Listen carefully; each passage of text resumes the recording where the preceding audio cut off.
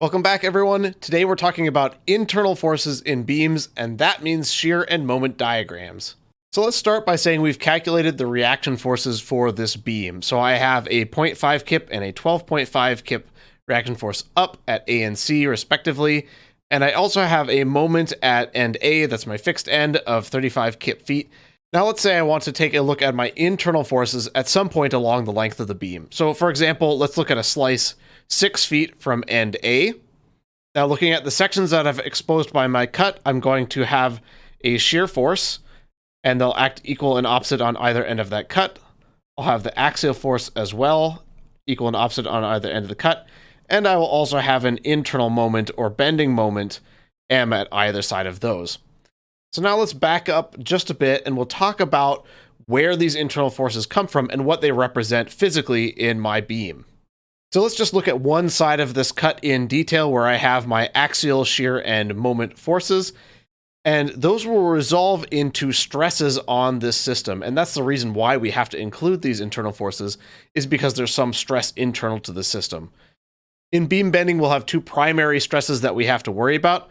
We'll have the normal stress, and we'll also have the shear stresses. So let's talk about the normal stress first. In Euler-Bernoulli beam bending, we'll have our normal stresses vary linearly through the cross section. So this side up here is in compression, and then we have tension down at the bottom in this particular case.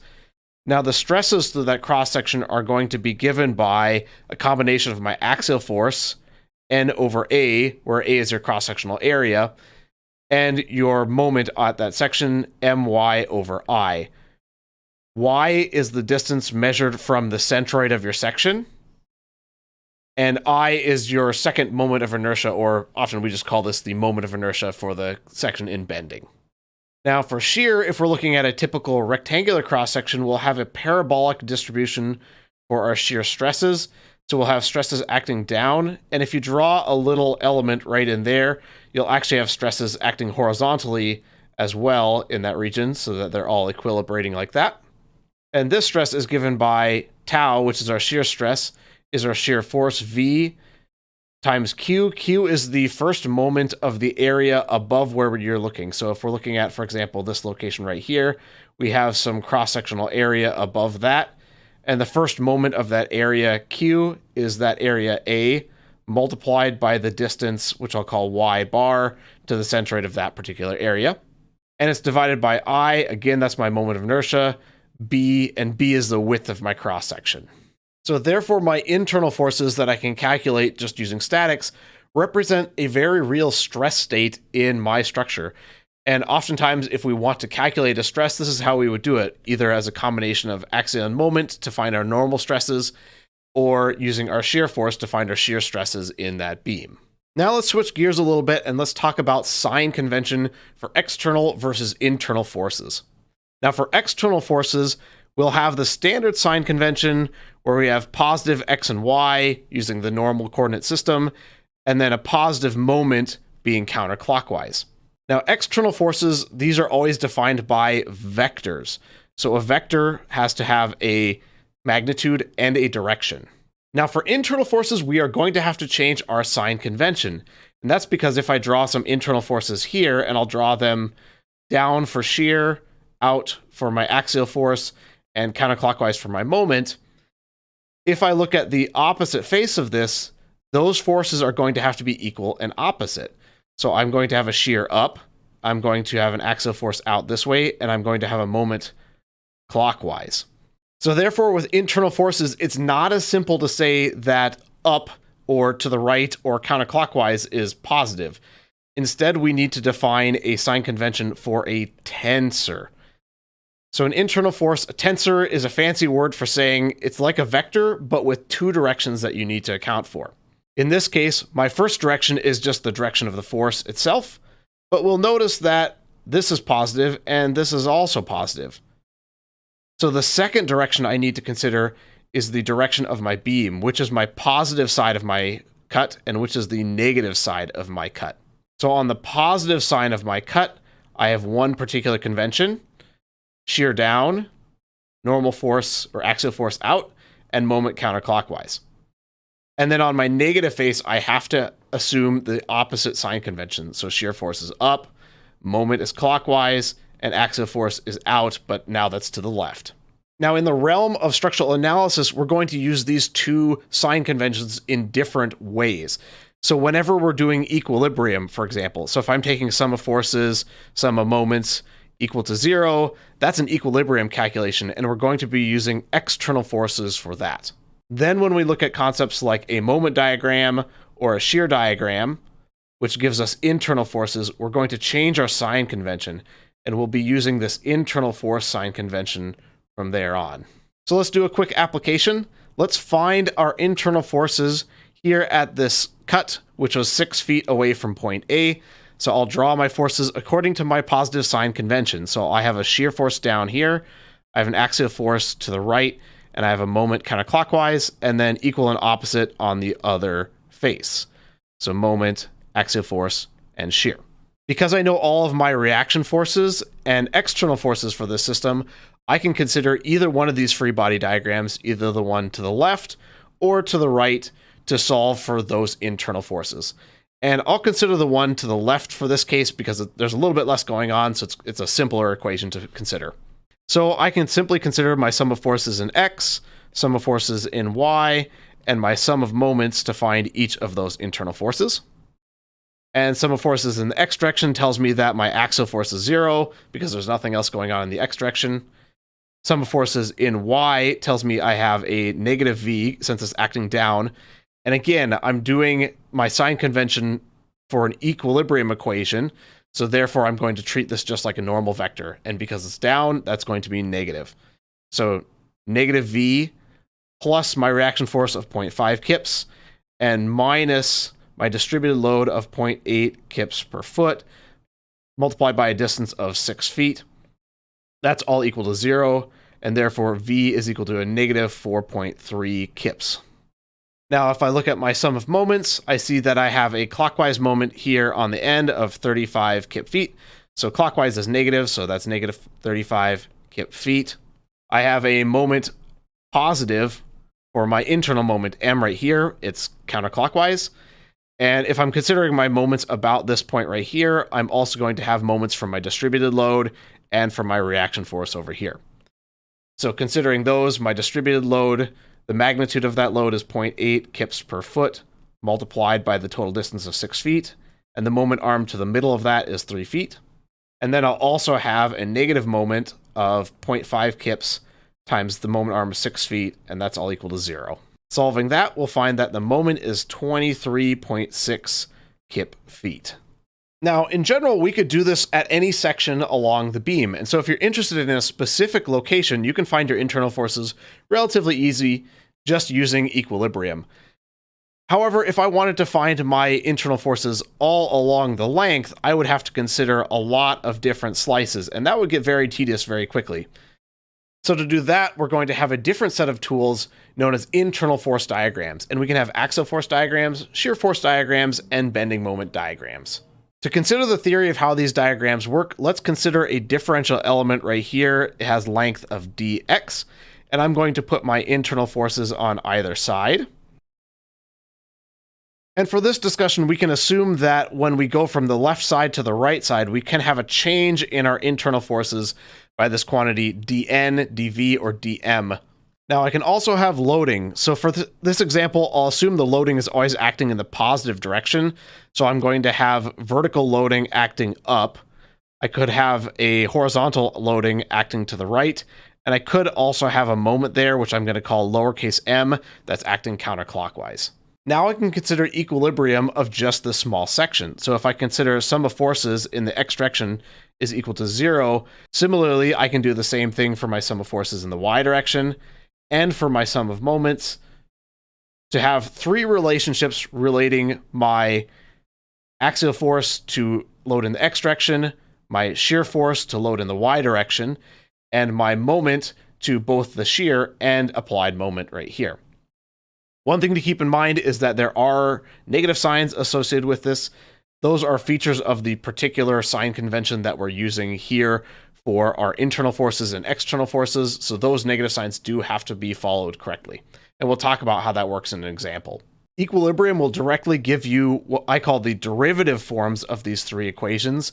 Now, I can always integrate these, and the most useful one is going to be this one down here for the moment, because that will tell us that we can integrate our shear to find our moment, also including any external moments right here. Now let's use these concepts to find an actual shear and moment diagram.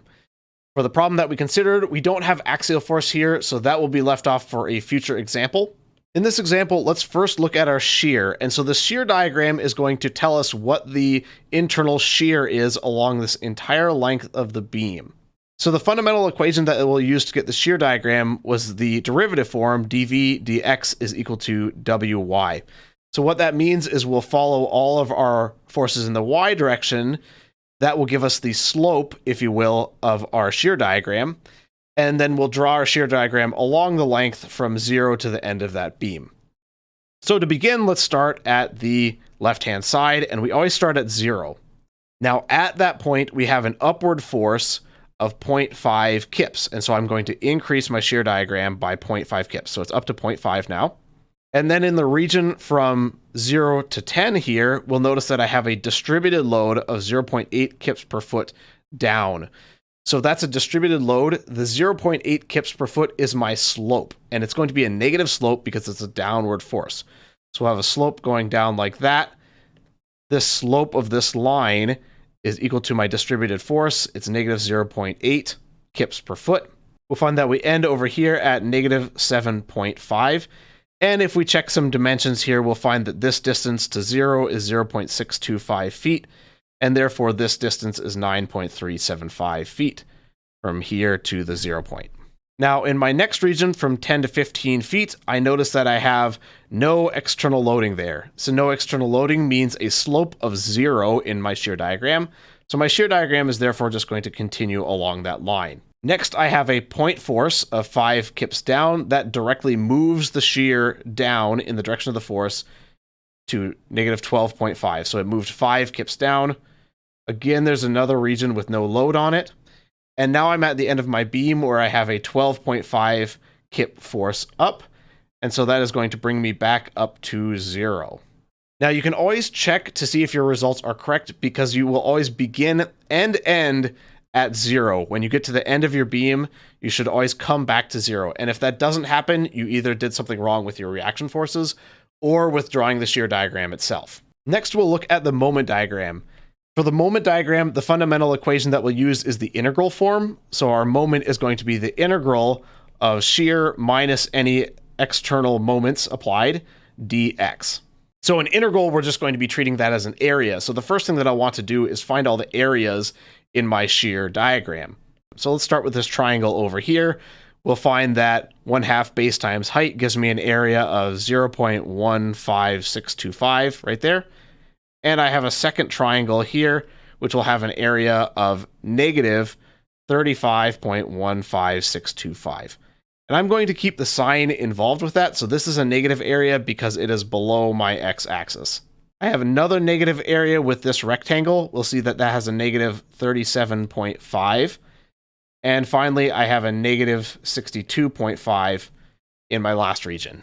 Now let's use those areas and the external moments to find where our moment diagram lies. So again, we'll start at 0, and that's always going to be the case.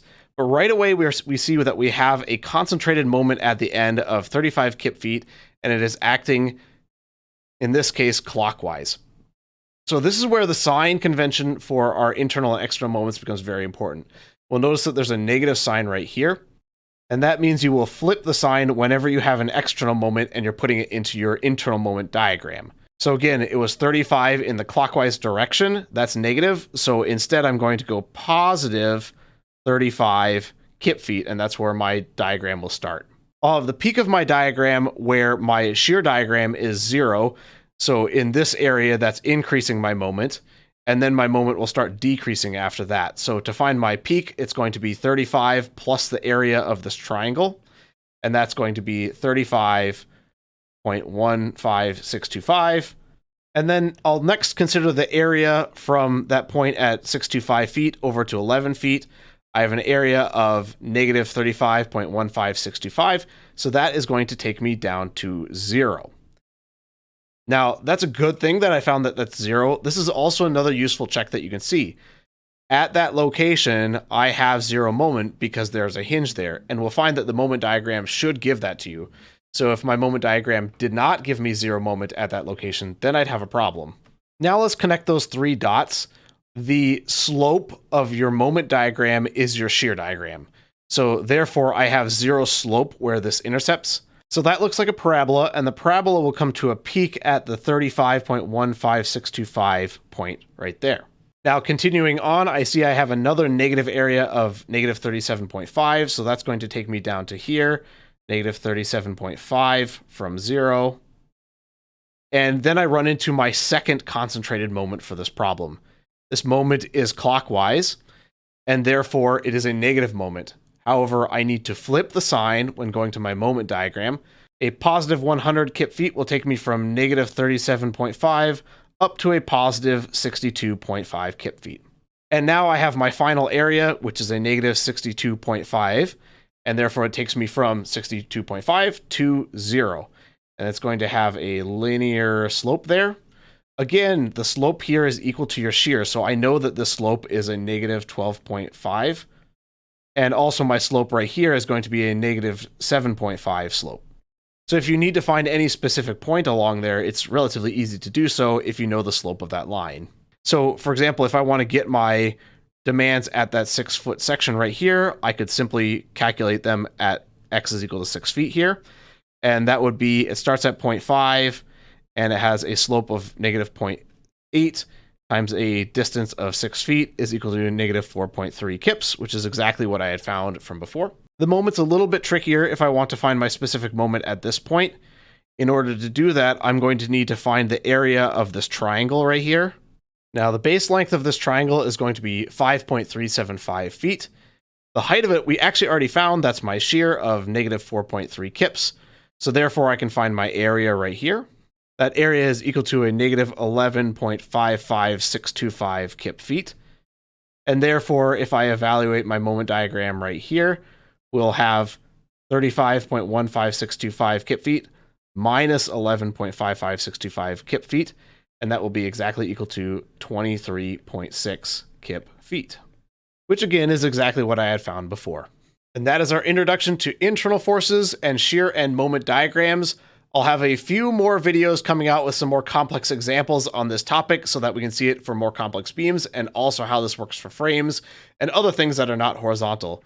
So thanks for watching. I hope you learned something. Please subscribe. I will see you next time.